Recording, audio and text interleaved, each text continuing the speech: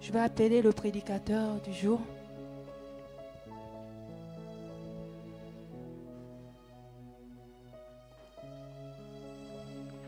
Je prie que le Seigneur puisse bénir sa parole. Amen.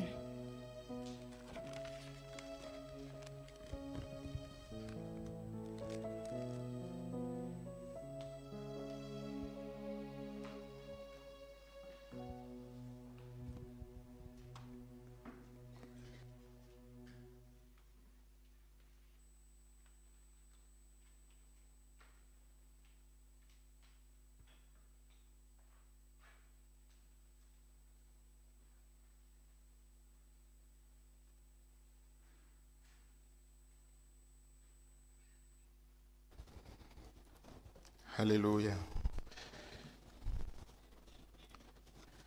Seigneur, béni soit ton nom ce matin pour ces instants que tu disposes. Merci parce que tu nous as déjà précédés en ce lieu pour nous faire du bien alors que nous sommes dans ta présence. Père, maintenant que nous voulons écouter ta parole, nous prions afin que dans le nom de Jésus, tu disposes nos cœurs.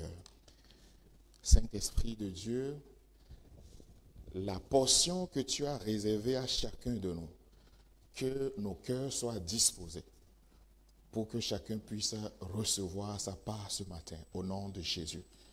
Nous voulons faire taire tout esprit qui voudrait éloigner nos pensées maintenant de ta parole, au nom de Jésus. Tout esprit qui voudrait nous empêcher, Seigneur, de saisir les grâces qui sont attachées à ta parole, nous les condamnons ce matin dans le nom de Jésus. Et nous prions afin que ta parole soit abondamment répandue ce matin au milieu de nous et dans nos cœurs par le Saint-Esprit. Et au nom puissant de notre Seigneur Jésus-Christ, nous avons prié. Amen.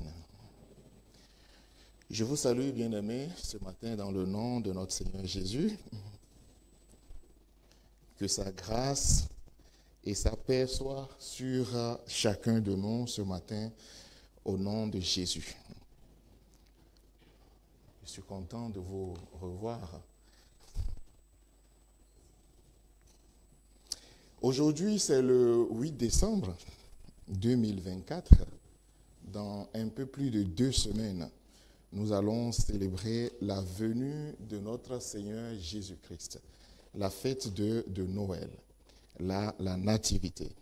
Et ce matin, je voudrais, durant cette prédication, nous amener dans un sujet, dans un thème qui entoure cette venue. Je voudrais parler avec nous, ou voir avec nous ce matin, une lecture ou bien une analyse des événements essentiels par lesquels le Seigneur, ou bien les événements que le Seigneur a disposés pour la venue de Jésus. Donc, j'ai intitulé la prédication de ce matin, c'est en même temps un enseignement et une prédication, géopolitique de la nativité. Quel enseignement pour l'Église d'aujourd'hui? Et nous allons voir, bon, ne soyez pas effrayés par la terminologie géopolitique, hein? Et nous ne sommes pas non plus dans une faculté de droit ou bien nous sommes bien sûr à l'Église. Hein? Donc, je veux partir d'une analyse effectivement géopolitique, puisque pour prêcher, on analyse les textes bibliques, n'est-ce pas? Et pour moi, en tant que, entre guillemets, spécialiste en relations internationales, la géopolitique, c'est en même temps une méthode d'analyse de ce qui se passe dans le monde, hein, où on allie non seulement la géographie, mais aussi la politique, les décisions politiques pour expliquer un certain nombre de choses. Voilà, nous allons voir comment est-ce que les événements géopolitiques et les acteurs géopolitiques ont participé.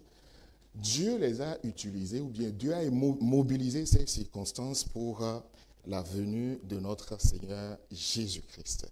Et le texte principal, le texte de base sur lequel je voudrais m'appuyer pour développer cet enseignement est dans le livre de Galates, l'épître de Paul aux Galates, au chapitre 4, le verset 4. C'est un passage que nous connaissons très bien. La parole de Dieu nous dit ceci. Galates 4:4. Mais lorsque le moment fixé par Dieu est arrivé, il a envoyé son Fils, né d'une femme et placé par sa naissance sous le régime de la loi. La parole de Dieu nous dit ici que lorsque le moment fixé par Dieu est arrivé, le moment fixé par Dieu, la naissance de Jésus-Christ n'est pas une naissance qui est venue au hasard. La Bible nous dit que le temps de cette venue a été fixé et préparé par notre Dieu. Et Dieu agit, bien-aimé dans le Seigneur, il agit autant que lui-même il a défini.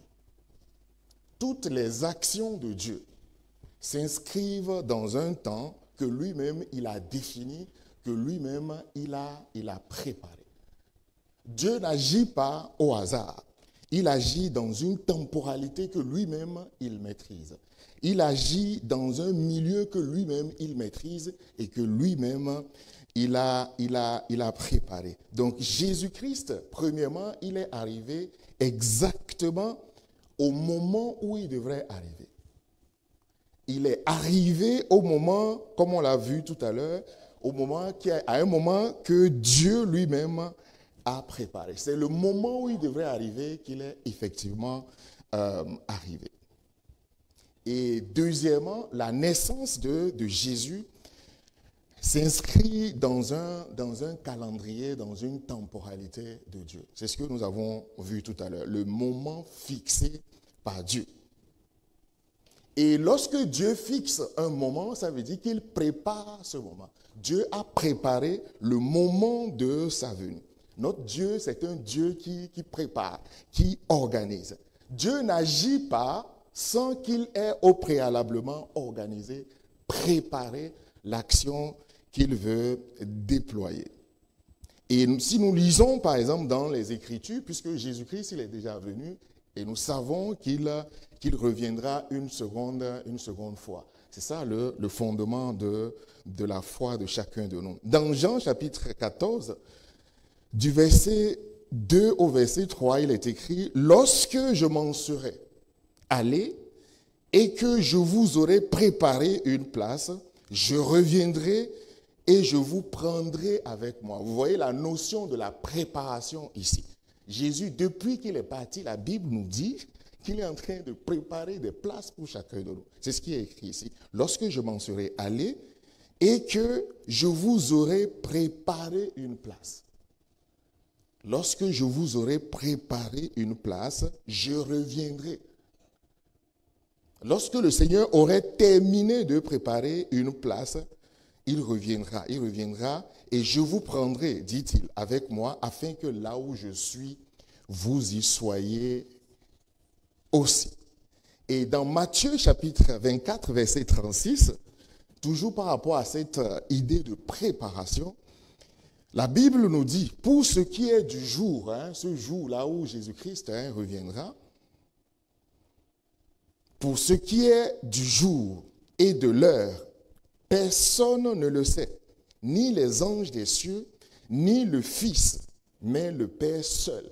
C'est-à-dire, il y a un jour que Dieu a déjà préparé, a déjà défini pour son prochain retour.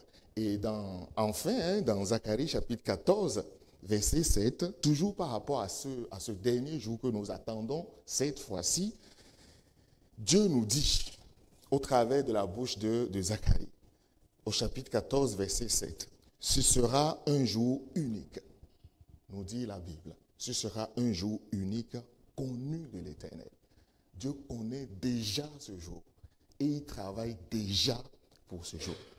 Et dans le texte introductif que nous avons lu tout à l'heure, la parole de Dieu nous dit que lorsque le moment préparé par Dieu est arrivé, Jésus-Christ va naître d'une femme. Et avant la venue de Jésus-Christ, Dieu a pris, donc, comme je l'ai dit tout à l'heure, le temps de préparer.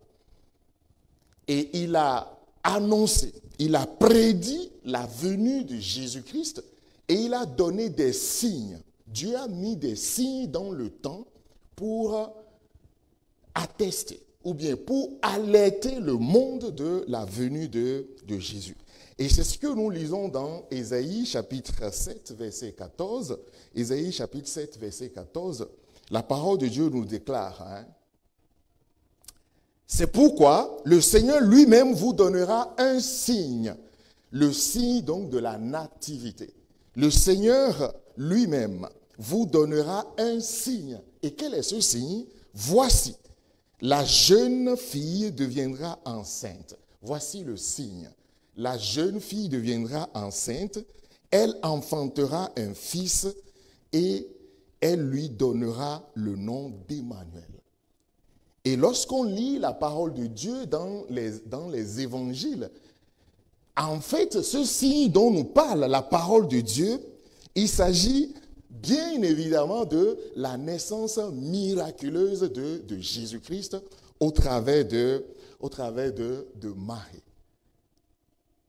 Une femme qui est encore fiancée, qui n'a pas encore connu un homme, va devenir enceinte, sera enceinte, et elle enfantera un fils. Voici le signe que Dieu donne. Voici, la jeune fille deviendra enceinte. C'est-à-dire au moment opportun, au moment défini par Dieu, il y aura un signe, et ce signe, ce serait Marie qui sera enceinte et qui va enfanter un fils. Bien-aimé dans le Seigneur, un enseignement, puisque notre thème ce matin, c'est de tirer des enseignements par rapport à cette venue. Le premier enseignement que je voudrais tirer ici avant de poursuivre, c'est que Dieu a utilisé ou Dieu utilise des personnes qui ignorent même qu'elles ont été préparées pour une cause donnée. Le Seigneur a préparé des instruments qu'il va utiliser, des instruments entre ses mains. Et ces instruments vont parfois même ignorer qu'ils sont entre les mains de Dieu, préparés pour accomplir les desseins de Dieu. Joseph, par exemple, qui était fiancé de Marie, lorsque le signe est arrivé, la jeune fille est tombée enceinte, Joseph lui-même, il a cherché à se dérober. Il n'a pas compris que, effectivement, le signe que Dieu a annoncé dans Zacharie chapitre 14, ce signe-là est arrivé. Parfois, Dieu agit au travers de l'homme. Dieu prépare des hommes pour agir selon ce qu'il a déjà préparé. Et parfois, l'homme ne se rend pas compte que Dieu lui-même est en train d'agir, est en train de faire des choses au travers de chacun de nous ou de l'homme qu'il a déjà disposé. Et la Bible nous dit que Joseph a cherché à rompre secrètement avec la fiancée Marie. Il a fallu que l'ange du Seigneur vienne le consoler, vienne le rassurer pour qu'il ne court-circuite pas le plan que Dieu a établi dans sa vie. Bien-aimé dans le Seigneur, le problème c'est que parfois, et très souvent d'ailleurs, l'homme ne comprend pas les actions de Dieu. Soit l'homme il ne comprend pas, ou très souvent aussi, l'homme s'oppose aux actions de Dieu et il refuse de se soumettre à ces actions. L'un des problèmes de l'homme, c'est que l'homme, parfois, il ne comprend pas, soit il ne comprend pas, et même lorsqu'il comprend, il s'oppose à la volonté de Dieu. Bien-aimés dans le Seigneur, ne résistons pas à Dieu. Alléluia. Ne résistons pas à l'action de Dieu dans notre vie. Ne résiste pas à l'action de Dieu dans ta vie. Et nous allons passer au second point. Cette fois-ci, nous allons voir le contexte que j'ai appelé ici, le contexte géopolitique de la nativité et les circonstances que Dieu a préparées pour la venue de Jésus. Et premier élément que je voudrais souligner ici, c'est le territoire où Jésus-Christ est né. L'endroit où Jésus est né, c'est un endroit préparé par Dieu, annoncé par les prophètes. Et Jésus, il est né où? La Bible nous dit qu'il est né en Judée. En Judée. En Israël, hein, Israël du Sud. Il est né en Judée.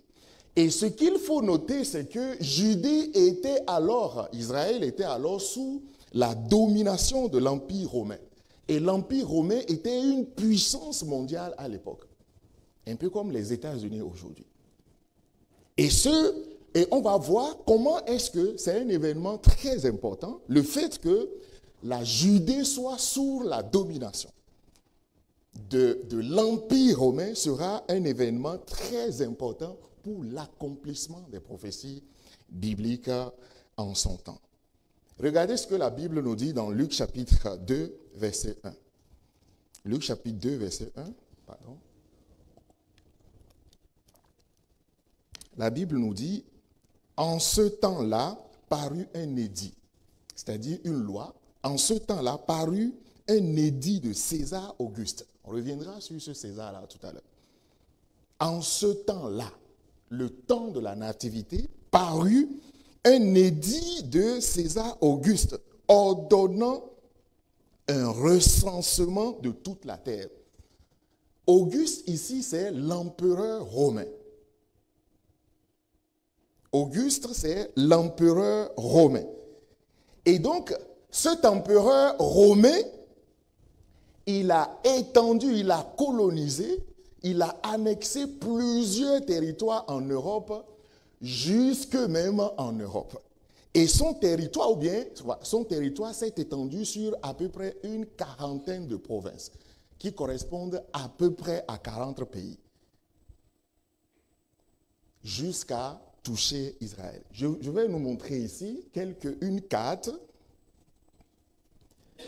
de l'Empire romain.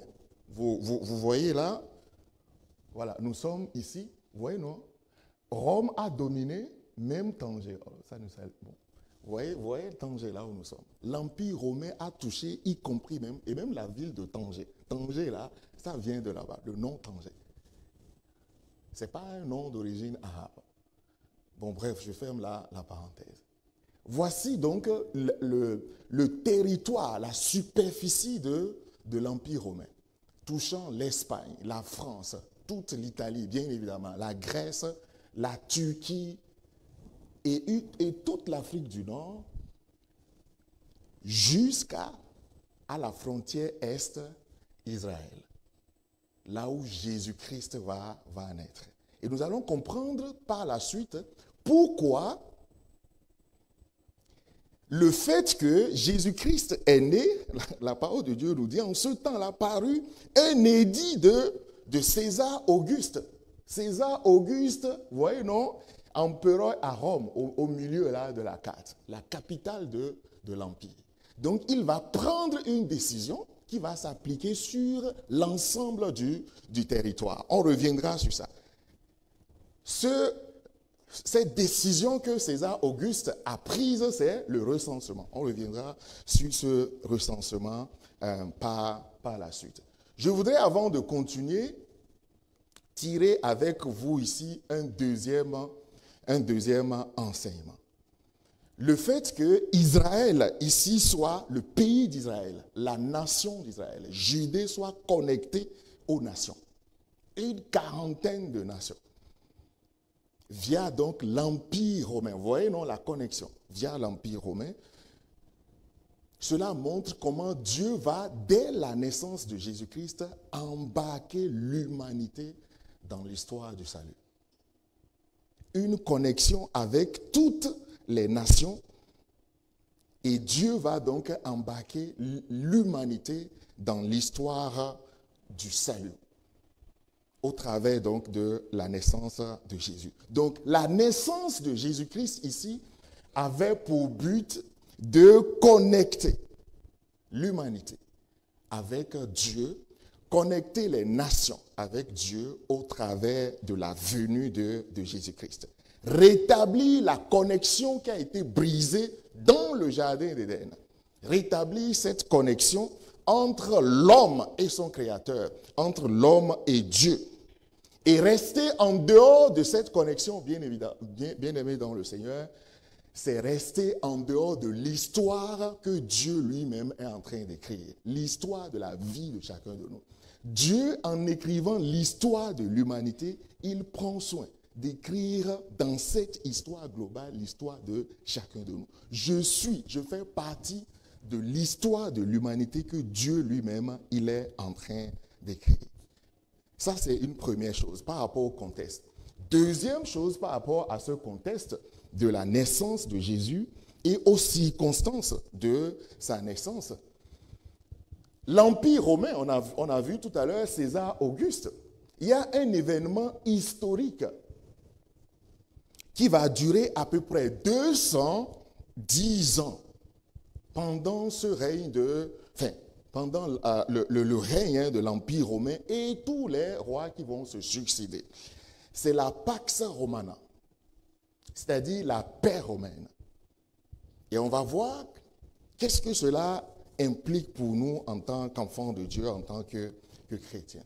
Alors, cette paix romaine a été imposée militairement, a été imposée par la force, par l'Empire romain donc, à tout son territoire, y compris même à Israël, la paix romaine.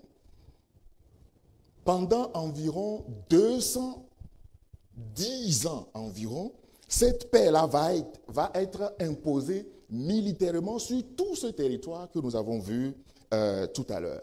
Environ une vingtaine d'années avant la venue de Jésus, c'est-à-dire cette paix va être instaurée par l'Empire romain, environ 20 ans avant la venue de Jésus, et ça va durer encore 180 ans ou plus après la naissance de Jésus. Alors, qu'est-ce qu'il faut retenir encore de cette paix romaine? La paix romaine qui a été imposée, ce serait à la suite d'une profonde instabilité et des guerres que tout cet empire, puisque Israël fait partie donc de cet empire. Donc la paix romaine qui a été imposée faisait suite à une longue période de guerre, mais aussi d'instabilité dans le monde, sur la terre d'alors. C'est ce que la parole de Dieu nous dit, puisque quand Rome va prendre la décision, il va dire recensement de toute la terre. En fait, les principaux pays qui existaient à l'époque. Et un dernier élément ici, c'est que cette paix romaine va favoriser, par exemple, le développement, la sécurité des routes, les routes commerciales, les routes maritimes, mais aussi quelque chose de très important, la diffusion d'une langue. La langue grecque comme étant la langue un peu comme l'anglais d'aujourd'hui. La langue grecque va être diffusée au travers de cet empire qui va être la langue commerciale, la langue des affaires, etc., etc. Et donc, cette langue qui a été, la langue de travail ou bien la langue de commerce sera en même temps un canal par lequel l'évangile va se diffuser rapidement. Et les routes qui ont été construites, qui ont été sécurisées au 1er siècle, vous voyez, l'apôtre Paul, quand il se lève, il quitte Jérusalem, il va, vous voyez, il est allé un peu partout, dans tout l'empire là. Paul va voyager dans tout cet empire, et lorsqu'il écrit aux Romains, il leur annonce qu'il pourra même descendre, venir jusqu'en Espagne, près de nous ici, sur toute la superficie, donc tout le territoire. Canal de diffusion, la langue grecque. Paul parle probablement 4 langues. Certainement, il parle l'hébreu, puisqu'il est juif. Il parle le dialecte de naguère, c'est-à-dire l'araméen comme Jésus. Et très probablement, il parle aussi le grec, puisqu'il va écrire en grec à beaucoup d'églises qui sont, par exemple, à Corinthe, à Rome. Il va leur parler dans cette langue qui est la langue courante, c'est-à-dire un peu comme l'anglais d'aujourd'hui. Il y a une 4e langue, peut-être que Paul parle. Le latin, c'est la langue de l'administration romaine. Vous voyez, donc, sur tout le territoire, par exemple, les actes d'état civil, ces actes-là sont rédigés en latin. C'était la langue de l'administration. Et probablement, Paul maîtrisait l'ensemble de ces langues, en particulier la langue grecque qui est un facteur essentiel dans la diffusion de l'évangile. Et voici une autre, puisque quand on parle de géopolitique, forcément, c'est la géographie, mais en même temps, la politique. Voici les routes qui ont été élaborées, enfin, qui ont été construites et sécurisées, qui ont favorisé donc la diffusion rapide de l'évangile lorsque le Seigneur Jésus-Christ est arrivé et il a formé les disciples pour cela. Paul, par exemple, au premier siècle, Paul, vous voyez, il a une facilité à voyager d'une ville à une autre, vous voyez, Éphèse, Antioche, Pergame, voilà, la parole de Athènes. Paul va partir à Athènes. Vous vous rappelez, quand il descend à Athènes, il va dire, oui, le Dieu inconnu que vous avez écrit là, c'est de ce Dieu-là que je suis venu vous parler. Paul comprenait probablement la langue grecque et il s'exprimait dans cette langue. Quand il est allé à Athènes, vous voyez, non, au milieu de la carte, et très probablement, il s'est exprimé aux Athéniens dans leur langue. Enseignement numéro 3 que je voudrais que nous puissions tirer ici avant de continuer. Au moment donc où Jésus-Christ est arrivé, au moment où Jésus est né, le monde soupirait après la paix romaine. C'était le signe du besoin de paix de l'humanité. Le monde avait besoin d'une paix. Et forcément, cette paix était liée à la venue de Jésus-Christ, qui est le prince de la paix. C'est ce que Ésaïe chapitre 9, verset 6 nous dit. Car un enfant nous est né, un fils nous est donné, et la domination reposera sur son épaule. On l'appellera comment? Admirable, conseiller, Dieu puissant, Père éternel, prince de la paix. Prince de la paix. C'est-à-dire, quand Jésus-Christ est né, il était chargé, donc il était dépositaire de diffuser la paix. Vous voyez, non? Quand il est venu, le monde était à la quête d'une paix. Le monde avait besoin de la paix, avait besoin de la sécurité, avait besoin de la stabilité, avait besoin du développement. Et l'Empire romain a imposé cette paix militairement. La carte que nous avons vue tout à l'heure, je ne sais pas si vous avez remarqué, il y a plusieurs garnisons, plusieurs camps de légions. C'était des bases militaires qui étaient installées un peu partout sur le royaume, enfin sur l'Empire, un peu partout à l'intérieur de l'Empire. Beaucoup de bases militaires pour sécuriser tout l'Empire. Il y avait ce besoin de paix, ce besoin de développement, ce besoin de croissance. Et bien aimé dans le Seigneur, Jésus-Christ arrive dans ce contexte-là où le monde a besoin de la paix. Et la Bible nous dit par Ésaïe qu'il est le prince de la paix. Et la paix de Dieu n'est pas une paix qui est imposée comme ce fut le cas par Rome qui l'a imposée militairement, mais Dieu vient donner gratuitement. Il vient donner libéralement. Dieu vient donner gracieusement cette paix. Venez à moi, dit-il, vous tous qui êtes fatigués et chargés, je vous donnerai du repos. Je vous donnerai de la paix. Le monde qui était en quête de la croissance, du développement, de l'épanouissement, Jésus vient en ce moment-là pour dire, me voici, je suis la solution à tous vos problèmes. Je suis arrivé pour répondre à tous vos problèmes spirituels, vos problèmes économiques. Rome a dû sécuriser les voies maritimes, les voies commerciales pour pouvoir commercer. Les gens mouraient affamés parce qu'il y avait des brigands sur des routes. Vous voyez, vous vous rappelez le bon samaritain. Il y avait des brigands, il y avait des attaques sur des routes, etc., etc. Et cela générait la misère, cela générait la souffrance au milieu des peuples.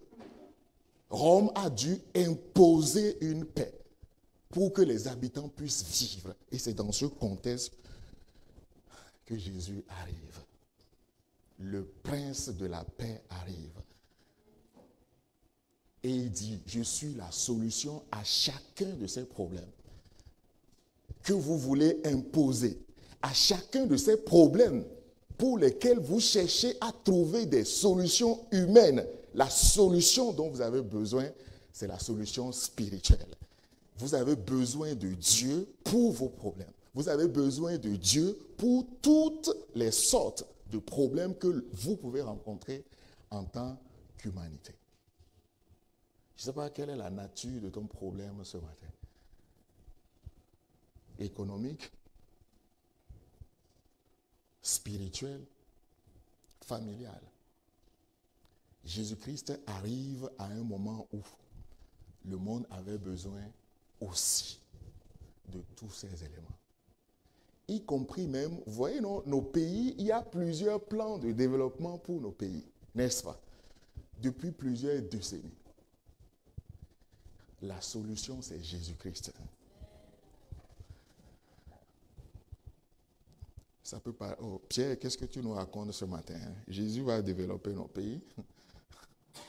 La solution, c'est Dieu. Qu'est-ce qui provoque? Qu'est-ce qui crée? Quelle est la cause de la pauvreté dans nos pays? Du malheur dans nos pays? C'est quoi? Mon blanche directement, le péché. Oui, effectivement. Ça, c'est la conclusion finale, ça. Hein. Sur le plan pratique, c'est quoi? Les détournements, n'est-ce pas? Les vols, les pillages de nos pays. C'est pas ça qui arrière nos pays. Vous imaginez si tous nos dirigeants là étaient des chrétiens, peut-être comme toi. J'espère que tu n'es pas un pilleur, hein? Vous imaginez si à la tête de nos pays, on a des hommes et des femmes qui craignent véritablement le Seigneur. Qui craignent vraiment le Seigneur. Est-ce que nos pays là seraient à ce niveau-là?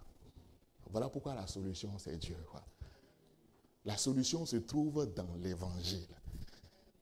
Et Jésus-Christ a apporté cet évangile pour changer les cœurs, changer les vies, pour qu'au travers de ces vies changées, toutes ces guerres, ces misères, ces instabilités puissent être ainsi résolues.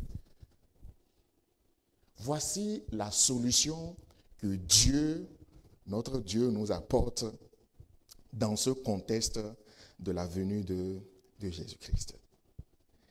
Je m'en vais je vais continuer cette fois-ci en passant au point numéro 3. Cette fois-ci, on va voir les acteurs. On a vu tout à l'heure Marie, n'est-ce pas? Qui a été préparée par Dieu, annoncée entre autres par Zacharie. La jeune fille sera enceinte. Ce signe dont la parole de Dieu nous parle. Et un autre acteur ici très important, c'est le roi Hérode. Nous voyons ces interventions dans Matthieu chapitre 2. Le roi Hérode, c'est qui Hérode? On a vu tout à l'heure César, hein, n'est-ce pas? On va voir ces deux acteurs avant d'aller vers la fin de ma prédication. On va voir le roi Hérode, mais aussi César Auguste. Qu'est-ce qu'ils ont fait? Comment est-ce que Dieu va les utiliser aussi pour accomplir sa parole? Ces dirigeants politiques. Le roi Hérode. Alors, le roi Hérode, c'est qui? Au verset 3 donc, de Matthieu, chapitre 2, la parole de Dieu nous dit, Jésus étant né à Bethléem, on reviendra sur ça tout à l'heure, Jésus étant né à Bethléem en Judée, quand? Au temps du roi Hérode. Au temps du roi Hérode. Donc, Hérode était le roi de la Judée. Hérode était le roi de la Judée. On reviendra tout à l'heure sur Auguste. Donc, Hérode était le roi de la Judée. Et au verset 3, la Bible nous dit, le roi Hérode ayant appris cela, le roi Hérode ayant appris que Jésus-Christ est né, il fut troublé et tout Jérusalem avec lui. Un roi apprend donc la naissance de Jésus, le roi de la Judée, le territoire là où Jésus est né, spécifiquement, ou bien la province là où Jésus est né. Le roi, le dirigeant, le premier responsable de ce territoire apprend que Jésus est né. Quelle est sa réaction? Il est troublé. Et tout Jérusalem avec lui. Il fut troublé. Voilà sa première réaction. Il est troublé. Et tout Jérusalem avec lui. Pourquoi Hérode fut troublé? Parce qu'il a appris que Jésus qui est né est qui? Il a appris que Jésus qui est né, il est le roi des Juifs. Quoi. Il dit, quoi? Donc j'ai déjà mon successeur, il n'est pas encore fini. Hérode est troublé. Et il va embarquer toute la ville de Jérusalem dans cette folie, dans cette crainte. Il va embarquer toute la ville. Bien-aimés dans le Seigneur, on doit prier pour nos dirigeants. Il a diffusé sa crainte à toute la ville, la capitale, la cité de la paix, Jérusalem. Il a diffusé sa peur, sa crainte à toute cette ville. Tout Jérusalem avec lui. Ça, c'est sa première réaction. Va-t-il s'arrêter là? Non. La parole de Dieu nous dit au verset 13, « Un ange du Seigneur apparut en songe à Joseph et dit, « Lève-toi, prends le petit enfant et sa mère, fuis en Égypte, car Hérode... » Hérode, c'est qui? Le roi de la Judée. « Car Hérode cherchera le petit enfant pour le faire périr. » Hérode cherchera le petit enfant pour le faire périr. Est-ce qu'il est passé à l'acte? Oui. Verset 16. Lisez s'il vous plaît Matthieu chapitre 2. Ouais, non, nous sommes en train d'aller vers la nativité. C'est très intéressant. Vous allez voir comment est-ce que des prophéties s'accomplissent en cascade. J'ai pris juste une ou deux que je vais commenter tout à l'heure avant de continuer. Verset 16 de Matthieu chapitre 2.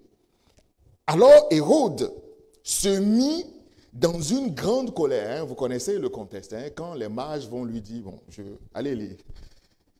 Hérode se mit dans une grande colère et il envoya tuer tous les enfants de 2 ans et au-dessous qui étaient à Bethléem et dans tout son territoire. Tuer tous les enfants de 2 ans et moins, c'est-à-dire de 0 à 2 ans, les tuer tous. Tout Judée, tout le territoire de Judée, de tous les enfants qui sont dans ce territoire-là, ils devaient être tués. Tous. Et effectivement, il l'a fait.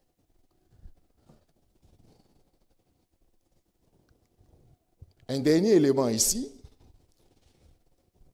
Je vous ai dit, lisez Matthieu chapitre 2. Entre le verset 19 et à 20, entre-temps, Dieu a dit à Joseph de fuir, n'est-ce pas, avec sa femme et l'enfant, d'aller en Égypte.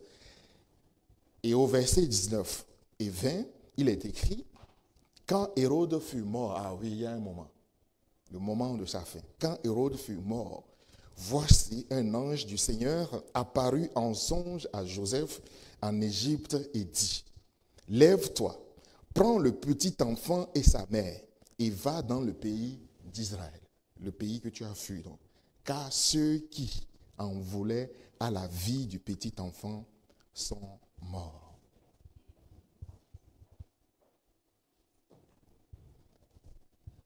Je dirais que probablement Jésus était le seul à survivre à ce massacre, n'est-ce pas? Jésus était probablement le seul enfant à survivre, probablement. Il y a certainement d'autres enfants qui ont survécu. Mais Jésus était certainement parmi les rares enfants à survivre à ce massacre.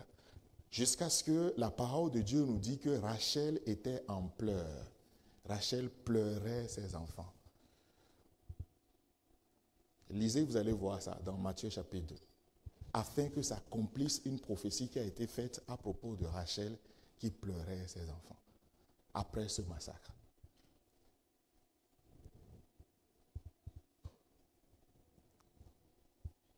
Ceux qui en voulaient à la vie du petit enfant sont morts. Ceux qui en voulaient à la vie du petit enfant sont morts.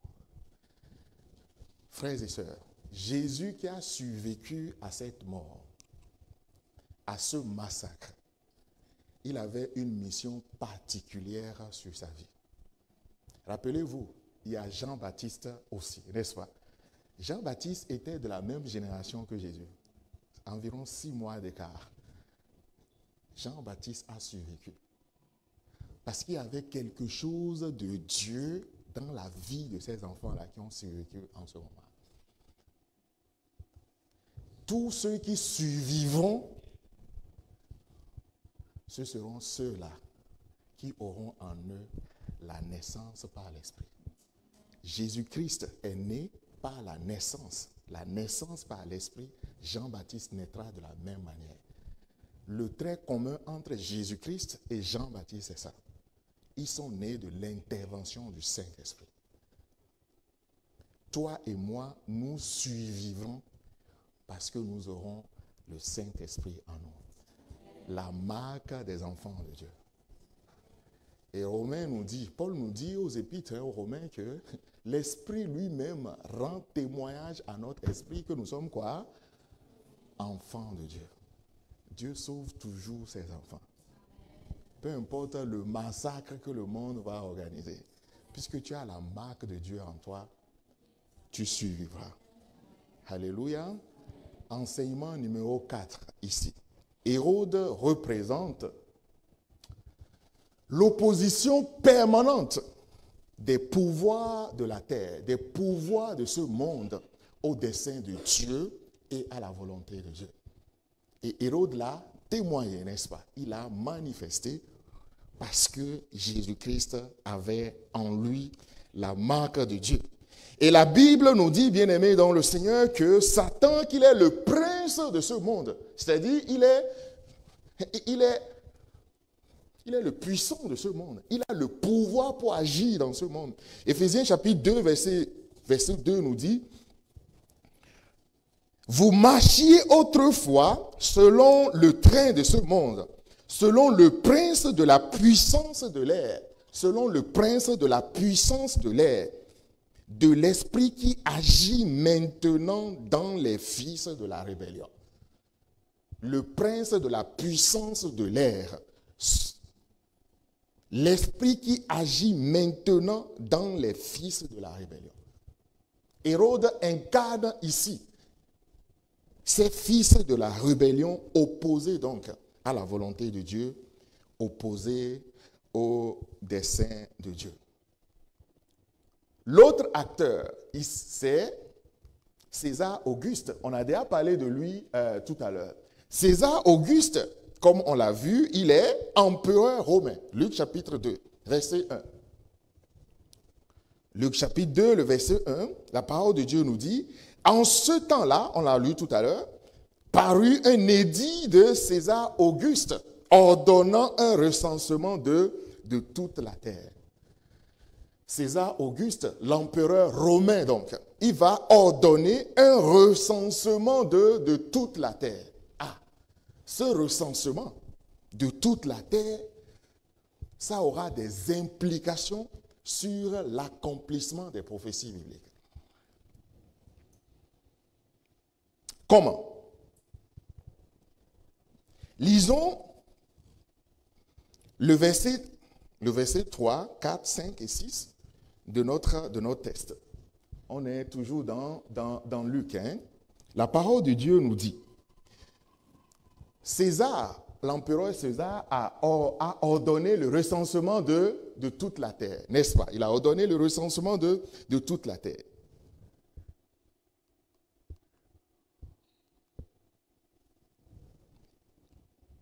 Donc, à partir du verset 3 donc, de Luc chapitre 2, la parole de Dieu nous dit, tout le monde allait se faire recenser. Vous voyez, non? César, il est où? César Auguste, il est où? Il est à Rome. Il est à Rome. C'est lui l'empereur de tout l'empire que nous avons vu tout à l'heure. Il prend la décision de recenser tous ceux qui sont dans son empire. Et donc, au verset 3, la parole de Dieu nous dit, tout le monde allait se faire recenser, selon donc l'ordre de César Auguste. Chacun dans sa localité dont il était originaire. Chacun allait dans sa localité dont il était originaire pour se faire recenser. Si tu es de Tanger et tu habites à Rabat, tu reviens à Tanger pour te faire recenser sur la liste des Tangérois. Si tu es de Casa et tu habites à Tanger, tu dois retourner à Casa pour aller te faire recenser. Voici le mode d'emploi du recensement que l'empereur Auguste a ordonné. Chacun donc alla dans sa localité pour se faire recenser. C'est ainsi que Joseph, lui aussi, partit de Nazareth et monta de la Galilée en Judée à Bethléem, la ville de David. Il appartenait en effet à la famille de David. Il s'y rendit pour se faire recenser avec Marie, sa fiancée, qui attendait un enfant. Or, leur séjour à Bethléem arriva le moment où Marie devait accoucher. Or, César ordonne un recensement. Marie, Joseph, ils étaient où? Ah, ils étaient à Nazareth. Le cas que je viens de vous présenter tout à l'heure. Donc, ils n'étaient pas dans leur ville d'origine. Donc, ils devraient se déplacer pour aller à Bethléem, puisqu'ils sont originaires de cette localité, afin de se faire recenser. Cet événement n'est pas anodin, bien-aimé, dans le Seigneur. Le Seigneur a déjà prévu, Dieu a déjà prévu que Jésus-Christ naîtrait à Bethléem. Jésus-Christ ne devrait pas naître à Nazareth, mais il devrait naître à Bethléem. Cela avait déjà été écrit, prophétisé, prédit par Dieu. Jésus-Christ devrait venir, il devrait naître à Bethléem. Et c'est ce que nous voyons dans Michée chapitre 5. Michée chapitre 5, verset 1. Et toi, Bethléem, Ephrata. Bethléem, Ephrata. Ephrata, ici, c'est la région dans laquelle se trouve Bethléem. Et toi, Bethléem, Ephrata. Vous voyez, non, Bethléem ici, une petite entre les milliers de Juda. Une petite localité entre les milliers de Juda. De toi sortira pour moi, c'est Dieu qui parle, de toi sortira pour moi celui qui dominera où? Sur tout Israël, et dont l'origine remonte aux temps anciens, au jour de l'éternité. Ah! Donc, Hérode prend une décision politique de procéder au recensement de tout son territoire. Et cette décision que Hérode va prendre va participer à l'accomplissement de la parole de Dieu, aux prophéties que Dieu avait déjà annoncées. Frères et sœurs dans le Seigneur, enseignement numéro 5 pour nous ce matin. Une décision politique qui est prise à environ 2300 km va avoir de l'impact très loin, dans une contrée très éloignée, à Bethléem. Oui, Dieu, il est capable. Alléluia. Notre Dieu, il est capable d'orienter. Il est capable de faire en sorte que le cœur des dirigeants de ce monde, aussi puissant soit-il, soit disposé pour faire quelque chose en ta faveur. Pourquoi? Parce que tout simplement tu es enfant de Dieu.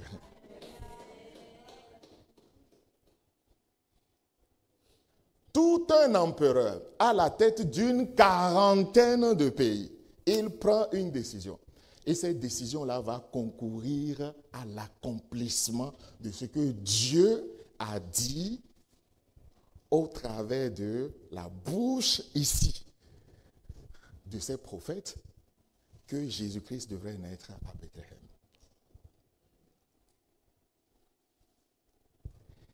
Et dans Proverbes chapitre 21, verset 1, un passage que nous connaissons très bien, la parole de Dieu nous dit, le cœur du roi est un courant d'eau dans la main de l'Éternel.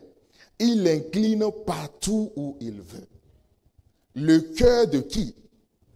Le cœur du roi, même le roi. Le cœur du roi est un courant d'eau dans la main de l'Éternel. Il l'incline partout où il veut. Alléluia. Je suis en sécurité. Je sais que Dieu est capable de mobiliser des chefs d'État entiers pour qu'ils prennent une décision juste pour moi. Parce que je suis enfant de Dieu. Vous imaginez, Dieu peut, vous imaginez, une conférence mondiale peut être organisée juste pour toi seul, quoi. On dit des chefs d'État se sont réunis, je ne sais dans quel pays, à Washington, à Paris, à Berlin, juste pour qu'une décision soit prise pour que toi, tu puisses rentrer dans ta destinée. C'est ce que l'histoire de la nativité nous apprend. Pour l'enfant de Dieu, il n'y a pas de fatalité. En tant qu'enfant de Dieu, je ne suis pas appelé à subir le sort de ce monde. Le sort des décisions de ce monde. Subir les conséquences des décisions de ce monde. Non. Toute décision que les autorités du monde vont prendre vont concourir à mon bien. Parce que Dieu l'a ainsi écrit.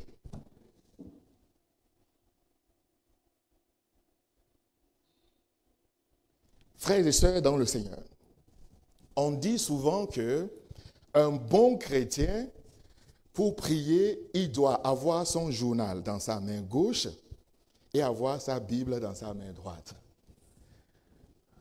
Le journal pour voir qu'est-ce qui se passe dans le monde, mais aussi la Bible. Qu'est-ce que Dieu dit à propos de ce qui se passe dans le monde? Tout ce qui se passe dans le monde n'est pas fortuit, n'est-ce pas? Si tu ne le sais pas, sais-le. Enfin, il faut que tu le saches aujourd'hui. Les conférences qui sont organisées dans le monde, les décisions qui sont prises dans nos parlements, les décisions qui sont prises dans les parlements des communautés comme l'Union africaine, l'Union européenne, comme l'ONU, Dieu a déjà parlé au travers de toutes ces décisions. Parfois, l'homme ne se retrouve pas, surtout le chrétien. Il y a des choses qui s'accomplissent devant nous, que Dieu pourtant a déjà prévues. Et en fait, j'ai envie de dire ce qui est intéressant. Pour le chrétien, ça doit être intéressant. Vous savez, au dernier jour, lorsque la fin du monde arrivera,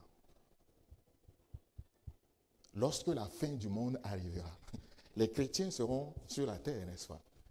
Avant que la dernière trompette ne sonne.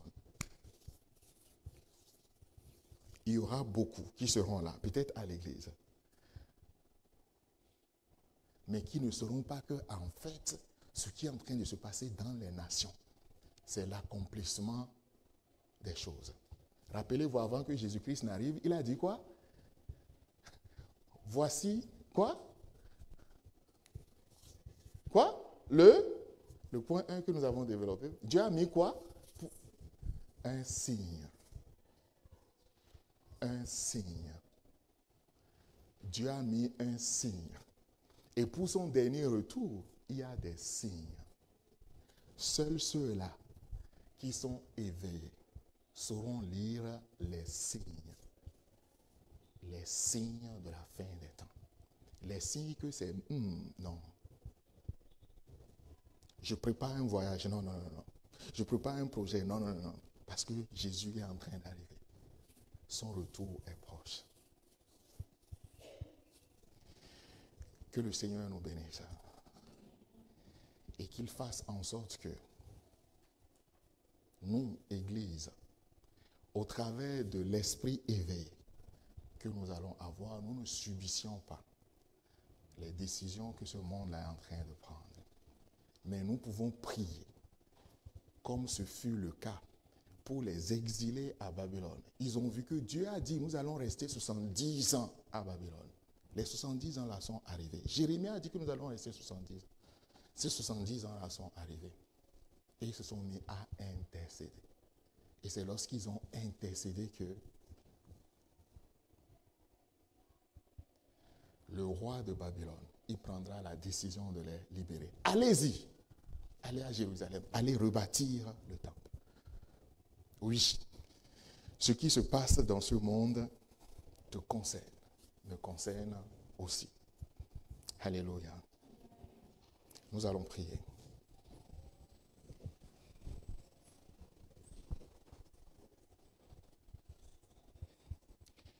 Dispose ton cœur maintenant. Je ne sais pas qu'est-ce que tu as retenu, sur quoi le Seigneur a attiré ton attention ce matin. Et en fonction de ce que tu as entendu ce matin, prie. S'il y a une décision que tu dois prendre, prends-la. S'il y a un engagement que tu dois prendre, prends-le. Nous avons vu une série d'enseignements pour l'Église. 5. Je ne sais pas qu'est-ce qui rejoint ton actualité ce matin. Mais en fonction de ce que le Seigneur te met à cœur ce matin, prie. Alléluia. Merci Jésus. Merci Seigneur. Merci Jésus. Si je me tais, oh j'apprendrai à écouter la voix du bon berger. Quand je l'entends, oh je comprends qu'il a payé pour ma liberté.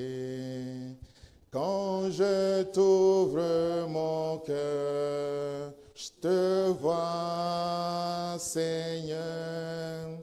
Quand je t'ouvre mon cœur, je t'entends me parler. Et ta loi dans mon cœur, toujours demeure. Et ta vie à chacun coule comme un torrent. Et ta loi dans mon cœur, toujours demeure. Et ta vie à chacun coule comme un torrent. Nous allons prier avec notre sœur Mélisa par rapport à ce que nous avons entendu, ces 5 enseignements que nous avons tirés ce matin. Que le Seigneur dispose nos cœurs, que le Seigneur dispose nos vies par rapport à chacun de ces points, à chacun de ces enseignements que nous avons pu tirer ce matin. Nous prions avec notre sœur Mélisa.